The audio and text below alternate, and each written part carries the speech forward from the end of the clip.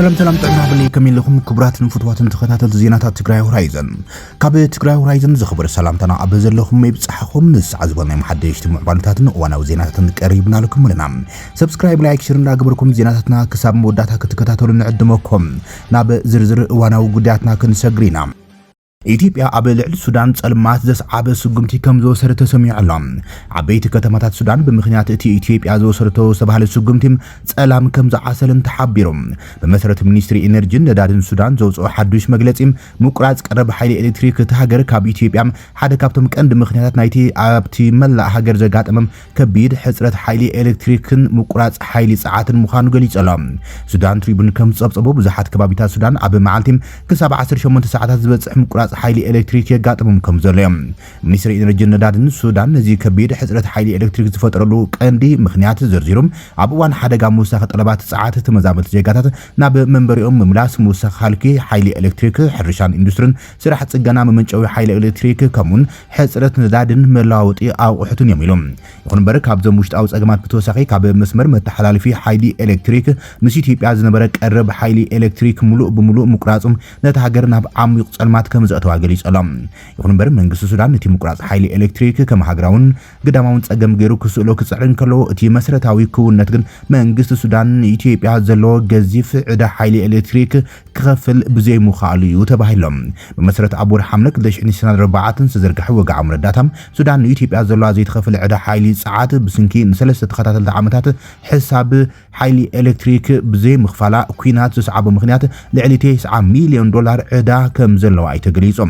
ሱዳን ኣብ ተሃገር ዝካየድ ዘሎ ኩናት ሕድሕድን ቁጠባዊ ውድቀት ዝስዓቦም መዋቕራዊ ቅልውላዊ ምፍታሕ ጻዕርታት እኳ ተገብረት ተሃገር ንኢትዮጵያ ዝኣተወቶ ፋይናንሳዊ ቃል ኪዳን ዘይምኽባራን ዕዳ ኤሌክትሪክ ቀንዲ ምኽንያት ሃገራዊ ቅልውላዊ ሕጽረት ሓይሊ ኤሌክትሪክ ምዃኑ እዩ እቲ ዜና ዘመልክት ሃገራዊ ሰራዊት ሓዱሽ ግንባር ውግእ ኸፊቶም ኣድማስ ኩናት ድማ ናብ ገረባብቲ ሃገራት ምስፍሕፍሑ ርግጽ ኮይኑ ለተባሂሎም ሰራዊት ሱዳን ሰፊሕ ቃፍላይ ሓይልታቱ ናብ ሰሜናዊ ክፋል ሃገር በረኻ ሰሃራ ብስፍሓት የግዕዝ ከም ዘሎ ተገሊጾም ሰራዊት ሱዳን ዝሓለፈ ሰሉስ ናብ በረኻታት ሰሃራ ናብ ዝርከቡ ቦታታት ሰፊሕ ወተሃደራዊ ድጋፍ ብምልኣኽ ኣብዚ ግንባር ንኣዋርሕ ጸንሐ ደው ዝበለም ወተሃደራዊ ስርሒታት ዳግም ንምቕጻል ሓደሽቲ ዓቢ ቃፍላያት ወተሃደራዊ ምንቅስቓስ ይገብር ከም ዘሎ ኣብ ሰነ 2025 حمشتن سراوي سودان نليبيا جنرال خليفة حفتر أمونات حيلتات ناب مري سودان تالقا بمتام نحيلتات قلت في دقف RSF دقفو بمخانم بحري مخصاصي حد معالتنا مس جبسن ليبيان زداوس سلس دوبات كم أكل ناي مكل خادم دلوات كم زوز أفليتيوم اتي عبي برخا سهرا زركب سلس دوبات زلو زوبا مس ليبيان جبسن كمون سودان زراخبو خبابيتات خوينم عبي سميناو سودان زركب سفيح كبابيتات مس جزاعت سمين دارفور بمعراب زراخبو مخانم زي تعدن استراتيجي ካው አገዳስነት ከም ዘሎ የተገለጸም ምንጭታት ንሱዳን ትሪቡን ኣብዛሃቡ ሓበሬታ ከም ዝበለዎም ሰራዊት ቀድሚ ሓደ ሰሙን ናብቲ ምስ ዳርፉር ዝዳው ሰሜናዊ ግዛት ናብ ዝርከብ በረኻዊ ከባቢታት ክንቀሳቀስ ጀሚሩ እዚ ድማ ኣካል ናይ ተሓዱሽ ስርሒታዊ ግንባር ምኽፋት ዝግበር ሰፊሕ ድፊት ተባሂሎም ሓደ ክፋል ናይቶም ኣብ ዝሓለፉ መዓልታት ኣብ ከባቢታት ኣልቃናቅን ኣልራሃብን ኣብ ከባቢታት ዞባታትን ዝካየድ ስርሒታት ምድላው ኣብ ከባቢታት ኣልካናቅን ኣልራሃባን ዓሪዶም ከም ዝነበሩ ምንጭታት ገሊጾም ናይ ሜዳ መረዳእት ከም ዘመልክትዎ እቶም ምንቅስቃሳት ናብ ሱሉሳዊ ዶባት ከባቢታት ገጹ ግንባር ምኽፋት ዝዓለመ ከም ዝኾነን ስርሒታት ናብ ግዛት ሰሜን ዳርፉር ንምዝርጋሕ ዝዓለመ ተባሂሎም ካልእ ሓይል ድማ ኣብ ሰሜን ዳርፉር ኣብ ቲና ባሩን ካርኖዌን ላወ ሰራዊትን ምድላል ከሙን ኣብ ከባቢ ኩልቡስን ጀበል ሙንን ዘሎ ሰራዊቱም ንምሕያል ዝዓለመ ተባሂሎም ሰራዊትን መሻርክቱን ካብ ሊብያ ዝመጹ መስመራት ቀረብ RSF ንምቁራጽ ይጽዕሩ ከም ዘሎም ኣብ ታሪኽ በረኻዊ ዞባ ድኹም ክትል ብምዝማዝ ኣጽዋር ንዳዲ የሰጋግር ከም ዘሎ RSF ዝኸሶ ሰራዊት ምንጭታት ከም ዝሕብሮ እቲ ሰራዊት ኣብ መንጎ ዕጡቃት ሓይልታትን ተሳትፍቲ መሓዝት ዕጡቃትን ምንቅስቃሳትን ናይ በረኻ ምንቅስቃሳት ምዋሃድ ንሜጀር ጀነራል ባኪት ጃባዶ ከም ዝመደባዮም ዳባጆ ኣብ ዝሓለፉ መዓልታት ምስ ሓይሉ ላዕለዎት መራሕቲ ወተሃደራዊ ሓይሊ ሓበራዊ ሓይሊ ኣብ ዘይተገልጹ ርሑቕ በረኻዊ ከባቢታት ተራእዩ ተባሂሎም ባኪት ዓብደል ካሪም ደባጆም ኣብ 2013 ስምምዕ ዶሃ ዝፈረመም ሓላፊ ምንቅስቃስ ፍትሕን ማዕርነትን ጉጅለ ኣስላም ጉጅለ ሰላም ኮይኑ ኣብ 2021 ናብ ሜጀር ጀነራል ቅድሚ ምዕባዩ ኣብ ትሕቲ ምድላዋት ጸጥታ ከም መኮንን ኣመራርሓ ሰራዊት ኮይኑ ኣገልግሎም ቀዳማይ ሚኒስትር አብይ አሕመድን መራሒ ህወሓት ደብረጽዮን ገብረ ሚካኤልን ተመሳሳሊ ጠለብ ቀሪቡሎም ናብ ክልቲኦም ተጻባዕቲ ወገናት እዋናዊ ህጹጽ ደብዳቤ ምሕጽንታ ከም ዝበጽሖም ተፈሊጦም ካብ ርእሰ ከተማ ትግራይ ከተማ መቐለ ዝተላእኸት ደብዳቤ ምንቅስቓስ ክልቲኦም ሓይልታትን ህዝቢ ትግራይ ናብ ከቢድ ሓደጋ ዘውድቕ ከም ዝኾነ ዘጠንቅቕ ፈለማ ናብ ህዝባዊ ወያነ ሓርነት ትግራይ ደብዳቤ ጸሓፈ ውድብ ሳልሳይ ወያነ ትግራይ ህዝቢ ትግራይ ካብ ውሽጢ ደገን ገጢሞ ዘሎ ናይ ህልውና ሓደጋ ንኹልና ደቂ ትግራይ ዘይተከወለም መሬት ዓደቦ ተወሪሩ ብኣማይ ተሽሓት ተፈናቀልትን ስድራትን ደቂ ትግራይ እናሃለቁም ህዝቢ ትግራይ ሰብኣውን ሕገ መንግስታውን መሰላቱ ብውሽጥን ደገን ኣብ ዓዱ ተሓዲጉ ኣብ ናይ ህልውና ሓደጋ ምህላው ቃል ሓቂ ዝበለ ኮይኖም እዚ ናይ ውሽጣውን ደጋውን በደላት ሓደጋ ህልውናን ህዝቢ ትግራይ ኣብቲ ነብዝን ኩናት ንሙላዕ ልዕሊ ዓቕን ምኽንያት እኳ እንተሃሎም ብሽም ህልውና ህዝቢ ትግራይ ምርግጋጽ ተባሂሎም ዝኽፈት ኩናት ውጽኢቱ ዘይግምትን ህልውና ህዝቢ ትግራይ መሊኡ ናብ ጥፋት ዘእቱ ተግባር ኢሎም እቲ ነጋሪት ዝጉሰም ዘለዎ ኩናት ብባህሪኡ ኣዝዩ ሓደገኛ ናይ ውክልናን ናይ ሓይላን ሃገራት መፈተኒ ሓደሽቲ መሳርሒ ኩናትን ኣብ ልዕሊ ምዃኖም ሕድሕዳዊ ኩናት ደቂ ብሄር ትግራይ ዘተኣናግድን ትግራይ ኣብ ድኹም ቁመና ኣብ ዘላት እዋን ዝግበር ንምዃኑ ገሊጾም ቀዳማይ ዋኒን ሳልሳይ ወያነ ትግራይ ህዝባዊ ሕቶታት ትግራይ ብሰላማዊ መንገዲ ንምምላስ ከም ህዝብን ዓድን ናይ ምድርዳር ዓቕሚ ዘዕቢም ብሄራዊ ሓድነት ዘምጽም ኣብዛሓ ልሂቅ ትግራይ ዝረዳድእ ህዝባዊ ድሕነት ቅድሚ ድሕነት ውድብን ስልጣን ዝሰርዕ ህዝብን ዓድን ናይ ምድሓን ስራሕ ዘቀደሞ ተበግሶም ብሄራዊ ጉባኤ ዕላዊ ገይሩ ክቃለስ ጸኒሑኖሎን ዝበለት መግለጺ ናይ ሕዚ ሓድነት ተጋሩ ከምቲ ኣብ ልዑል ጠርዚ ዝበጽሖም 2013 ዓመተ ምህረት እንተዝኸውን ናይ ምድርዳር ዓቕምና ኣብ ልዑል ብራኸ ሃልዩ ህዝባዊ ሕቶታት ትግራይ ብዘይ ሞትን ዕንወትን ብሰላማዊ መንገዲ ንምፍታሕ ዓቐብ ከም ዘይኸውን ኩሉም ሕዝውን እዚ ዓቕሚ ንምምላስ መቕዘፍትን ዕንወትን ትግራይ ተጋሩን ዘይብሉ እንኳን መፍትሒ ዓቕምታት ትግራይ ዘውሕስ ብሄራዊ ሓድነት ደቂ ትግራይ ክምለስ ምግባር ይለሎም ኣብቲ ናብ ህወሓት ዝለኣኸ ደብዳቤ ሳወት ነዚ ድማ ኣብ መንጎ ፖለቲካዊ ሓይልታት ትግራይ ብዝግበር ዘተን ብሄራዊ ምርዳእን ዘረጋግጽ እንትኸውን እዚ ክንክዕወት ናይ ኩሎም ሓይልታት ትግራይ ተበግሶ ዘድሊ እኳ እንተኾነም ብፍላይ ድማ ህወሓት ስልጣን ካብ ሓዝኩም ምክልኻል ሓይልታት ትግራይ ካብ ተቆጻጸርኩም ደጋው ርክባት ካብ መስረትኩ ዝመጸ ይምጻም ኢልኩም ኣብ መንጎ ደቂ ትግራይ ዝጽዋዕ ዘሎ ናይ ሓድነት ዘተ ብርዓጺኹም ተካይድዎ ኩናት ሕጋውን ታሪኻውን ድሓታት ንዘስዕብ ኣብ ልዕሊ ምዃኖም ወታደራዊ ዓወታት እንተመጸውን ፖለቲካዊ ስዕረት ዘስዕብን ብውጽኢቱ ዕንወትን ብርሰትን ትግራይን ተጋሩን ዘምጽእ ብምዃኑ ደው ኢልኩም ሲኢንኩም ደጊምኩምን ደጋጊምኩምን ክትርእዎ ብምትሕሳብ ብዘይ ዕንወትን ብርሰትን ተጋሩ ህዝባዊ ሕቶታት ትግራይን ንምምላስ ዘኽእል ሓድነትን ዓቕምን ተጋሩ ዘውሕስ ብሄራዊ ጉባኤ ኣብ መንጎ ፖለቲካውያን ሓይልታት ትግራይን ክጅመር ዝተዓጸወ በርኾም ክትኸፍቱ ሳልሳይ ወያነ ትግራይ ደጊሙ ደጋጊሞም ናይ ብሄራዊ ኣድሕን ጻውዒት እንተቕርብ ነጋሪት ኩናት ደው ይበል ብሄራዊ ጉባኤ ሕዚ ይጀመር ብምባል ይብል ሳወት ናብ መራሒ ህወሓት ዶክተር ደብረጽዮን ኣብ ዝለኣኸ ደብዳቤ እዚ ከምዚ ኢሉ እንከሎ እቲ ውድብ ናብ ዝተፈላለየ ሓይልታት ፖለቲካ ትግራይ ከምኡን ሲቪካዊ ውዳበታትን ሓይልታት ጸጥታን ትግራይ እውን ተመሳሳሊ ጻውዒት ሰላምን ኣቕሪቡ እዮም እዚ ከምዚ ኢሉ እንከሎ ድማ ካብዚ ተወሳኺ እቲ ውድብ ናብ ቀዳማይ ሚኒስትር አብይ አሕመድ ብቐጥታ እውን ደብዳቤ ጸሓፈ ኮይኖም ኣብ መንጎ መንግስቲ ኢትዮጵያን ህወሓትን ሓድሽ ኩናት ከይፍጠር ምክልኻል ሕገ መንግስታዊ ጠለባት ህዝቢ ትግራይ ብዘይ ቅድመ ኩነት ክፍትሑ ከም ዘሎም ጻውዒት ኣቕሪቡ ዘሎ ሳወት ነዚ ደብዳቤ እዚ እንትጽሕፍ ካብቲ ዝሓለፈ ኩናት ዘስዓቦ ሰፊሕ ዕንወትን ሰብኣዊ ቅልውላውን ዓብይ መስዋዕቲ ከፊሉ ህይወት ብዙሓት ሰባት ዝቐተለም ኣብዚ ሕዚ እዋን ግን መንግስቲ ኢትዮጵያ ህወሓት ናይ ወጻኢ ሓይልታት ክሳተፍ ተጽቢት ዝግበረሉ ሓድሽ ኩናት ንክገጥሙ ኣብ ዝለዓለ ጠርዚ ይቐርብ ከም ዘሎ እዚ ድማ ኣዝዩ ከቢድን ሓደገኛን እዩ ክብል እዮም ነቲ ቀዳማይ ሚኒስትር ኣጠንቂቑ ብደብዳቤኦም ኩናት ዕንወትን ህልቀትን ቁጠባዊ ዕንወትን ጥራይ ከም ዘምጽእ ዝገለጸ ሳወት ሕዚ ክካየድ ዝኽእል ዝኾነ ይኹን ናይ ኩናት ውጽኢቱ ክትግምቶ ዘይከኣል እንታይ ዓይነት ናይቲ ኩናት ኣዝዩ ሓደገኛን እዩ ዘባውን ሓይልታትን ዓለምን ሓድሽ ኣጽዋሮም ኣብ ኩሎም ሓይልታት ውግእ ዝፍትንሎም ውክልና ኩናት ስለ ዝኾነም ኣዝዩ ሓደገኛ ይገብሮ ክብል እዩ ኣጠንቂቑ ዘሎ እዚ ድማ ህዝቢ ትግራይ ጥራሕ ዘይኮነ ህልውና ሃገርን ምብራቕ ኣፍሪቃን ብሓበሻ ናብ ዕንወት ዘስዕብ ከም ዝኾነ ዘጠንቀቐ ሳወት ብፍላይ ኣብዚ ሃገርን ህዝብን ትግራይ ድማ ኣብ ዓሚቕ ኢኮኖሚያውን ማሕበራውን ቅልውላው ኣብ ዘጋጥመሎም ስቡር እዋን ስለ ዘለና እቲ ሓደጋም ብዕጽፊ ሓደገኛ ዝገብሮ ብምባል እዩ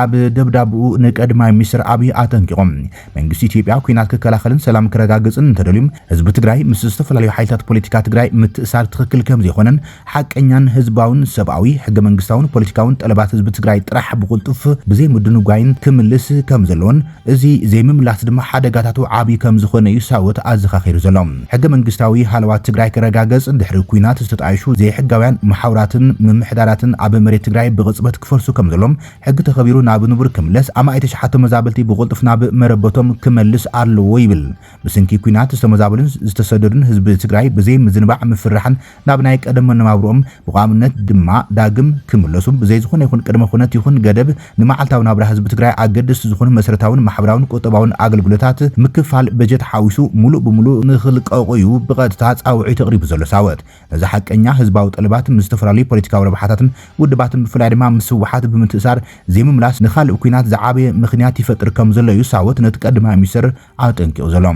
መንግስቲ መማረፂ ኩናት ገዲፉ ነቲ ጉዳይ ብሰላምን ብዘተን ክፈትሖ ከም ዝግባም ዝተማሓፀነ ሳወት ንፀገማት ሓቀኛ ምላሽ ንምሃብ ጽኑዕ ፃውዒት ሰላም ነስፍሕ ኢሎም ሳልሳይ ወያነ ትግራይ ናይ ኩናት ኣማራፂ ገዲፉ ብሰላምን ብዝሰልጠነ መንገድን ክትፈትሕዎ ይግባእ ዝበለ ነቲ ቀዳማይ ሚኒስትር እቲ ብፌደራል መንግስቲ ተኸልከለ ሓቀኛን ህዝባውን ሰብኣዊ ሕገ መንግስታውን ፖለቲካውን ሕታት ህዝቢ ትግራይ ንንጥፈታት ህወሓት እውን ብምፍላይ ንኩናት ዘይምኽንየሉ ጥራይ ዘይኮነም ህዝቢ ትግራይ ይኹን መላ ህዝቢ ኢትዮጵያ ነቲ ናብ ህልቂትን ጥፋኣትን ዘብፅሕ መንገዲ ኩናት ኣይቕበለን ተወሳኺ ዋጋ ኩናት ክኽፍሉ የብሎምን ኢሎም እዚ መንግስቲ ታሪኻውን ሕጋውን ሓላፍነቱ ኣብ ግምት ብምእታም ብቐጥታ ይኹን ብተዘዋዋሪ መንገዲ ናይ ኩናት ዘረቡ ብህፁፅ ደው ከብልን ብዘይ ቅድመ ኩነት ጠለባት ህዝቢ ትግራይ ብምምላስ ንሰላም ዘለዎ ድልውነት ቀዳምነት ክህብ ኣትሪርና ንላብዎ ብምባሉ ሳልሳይ ወያነ ትግራይ ናብ ቀዳማይ ሚኒስትር ኣብይ ኣብ ፀሓፈ ደብዳቤ ኣመልኪቱ ዘሎ ዓሰብ ከይትውረር ንቀዳማይ ሚኒስትር ኣብይ ኣሕመድ ዓፂናዮ ክብል መራሒ ህወሓት ሚኒስትር ብግልፂ ተዛሪቡ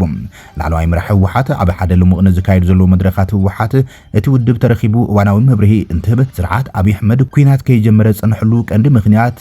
እንተተኪሱ መወዳእቱ ምዃኑ ስለ ዝፈልጥ ይብል እቲ መራሒ ህወሓት ኣባል ፈጻሚ ስራሕ ህወሓት ኣቶ ተክላይ ገብረመድህን ኣብቲ መድረኽ ኤርትራ ዓሰብ ከይትውረር ወጢርና ብምቅላስናዮም ኣብይ ኩናት ካብ ምኽፋት ተቆጢቡ ይብል እቲ ምስ ሻዕብያ ዝተፈጠረ ጽምዶ ዓሰብ ከይትወረረት ንኽትጸንሕን ምኽንያት ኮይና ኢና ኢሉ ብሙሉእ ዓርሰ እምነት ተዛሪቡ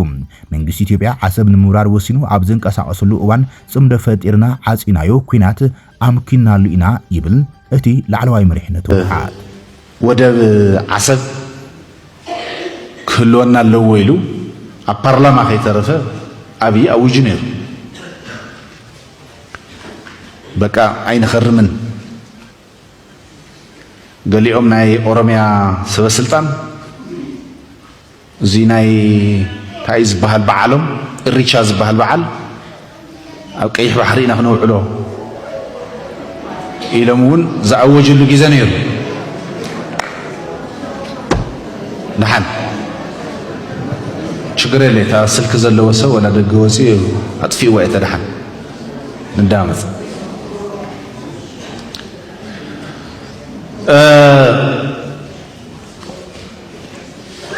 እታ ኩናት ለይትተርፍ ዝነበረት ትመስል ነይራ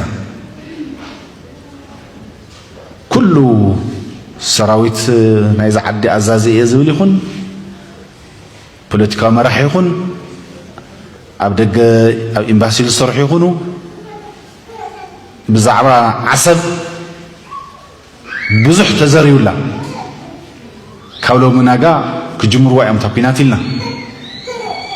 ለምንታይ ተሪፋ ይመስለኩም ለምንታይ ተሪፋ ስለለይደልያ ዓሰብ ስለለይደልያ እታ ባሕሪ ስለዘይደልያ ተጽምዶ ያጠንኪራ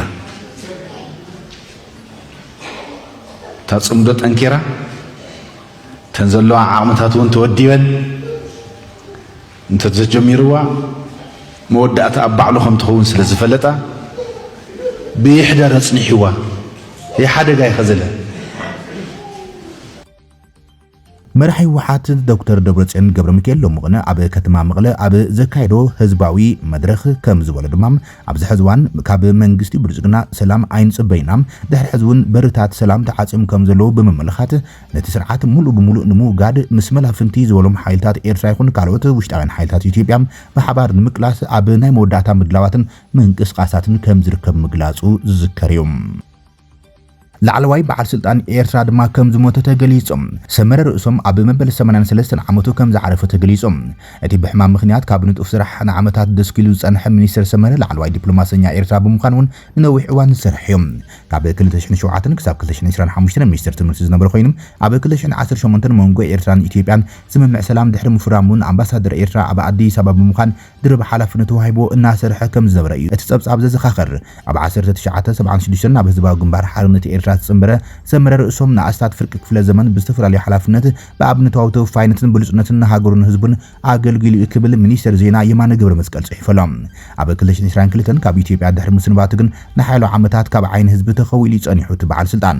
እቲ ሚኒስተር ካብ ኣዲስ ኣበባ ድሕሪ ምምላሱ ንዕኡ ዝትክእ ኣምባሳደር ክሳብ ሎሚ ኣይተመዘዘን ኣብ መንጎ ፕሬዚደንት ኢሳያስን ቀዳማይ ሚኒስተር ኣብይ ኣሕመድን ዝነበረ ጥቡቕ ዝምድና እናሓረፈ ድሕሪ ምምጾም ዲፕሎማስያዊ ዝምድና ክልቲአን ሃገራት ናብ ፈጻሚ ጉዳያት ወሪዱ ይርከብ ሚኒስተር ትምህርቲ ኣብ ዝነበረሉ እዋን ሰመረ ርእሶም ኣገልግሎት ትምህርቲ እናንቆልቆለ ምምጽኡ ዝግለጽ ኮይኖም ቅድሚ ትምህርቲ ከኣቱ ዝግቦም ኣማእቲ ሸሓት ቆልዑ እቲ ዕድል ተሓሪምዎም ከምኡን ኣብ ኩሉ ደረጃታት ዝርአ ምቁራጽ ትምህርቲ ንዓበየ ከም ዝመጸ ጸብጻባት የመላኽቶም ትሕቲ ዕድመ ቆልዑ ተማሃሮ ናይ መወዳእታ ዓመት ናይ ካልኣይ ደረጃ ትምህርቶም ኣብ ወተሃደራዊ ማዓስከር ሳዋ ከም ዝውድኡ ኣቐዲሙ ዝጀመረ ፖሊሲ ምውጻሉን ሓደ ካብቶም ዝንቀፈሉ ይበሃል ኣብ ፈልማ ናይዚ ዓመት ንዕኡ ብምትካእ ዶክተር ሓሊማ መሐመድ ሚኒስተር ትምህርቲ ኮይኖም ከም ዝተዛዘመት ጸብጻብ ዘመልከት ሚኒስተር ሰመረ ኣማሓዳር ዞባ ማእከል ብምዃን ካብ 2003 ክሳብ 2006 ከም ዘገልገለውን እቲ ዜና ይመልከት ብዘይካዚ ካብ 1997 ክሳብ 2003 ዝነበረም ብደባዊ ኩናት ክልቲአን ሃገራት ተዓዊሉ ዝነበረ እዋን ኣምባሳደር ኤርትራ ኣብ ኣሜሪካ ብምዃን ረብሓ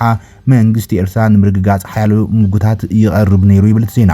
ብ1976 ናብ ህዝባዊ ግንባር ሓርነት ኤርትራ ናይ ሎሚ ህግደፍ ዝተጸንበረ ሚኒስተር ሰመረ ርእሶም ሓላፊ ስለያ ናይቲ ውድብ ኣብ ሱዳን ብምዃኑን ንሓያሉ ዓመታት ሰሪሑ እዮም ድሕሪ ነጻነት ቀዳማይ ጸሓፊ ጊዜያዊ መንግስቲ ኤርትራ ኣብ ካርቱም ብምዃን ካብ 1992 ክሳብ 1992 ከም ጸንሐ እቲ ሚኒስተር ዜና ዘውፅእ ሓበሬታ ይምልከት ብድሕሪኡ ናብ ርእሰ ከተማ ኣስመራ ተሳሒቦም ኣብ ሚኒስትሪ ጉዳያት ወጻኢ ዳይሬክተር ጀነራል ጠረጴዛ ሰሜን ኣሜሪካ ኮይኖም ተመዲቡ ነይሮም እቲ ሎሚ ካብ ኣስመራ ዝወፀ ዜና ግን ኣምባሳደር ሰመረ ርእሶም ኣብ መበል 83 ዓመቱ ከም ዝዓረፈ እዩ መንግስቲ ኤርትራ ኣረጋጊጹ ዘሎ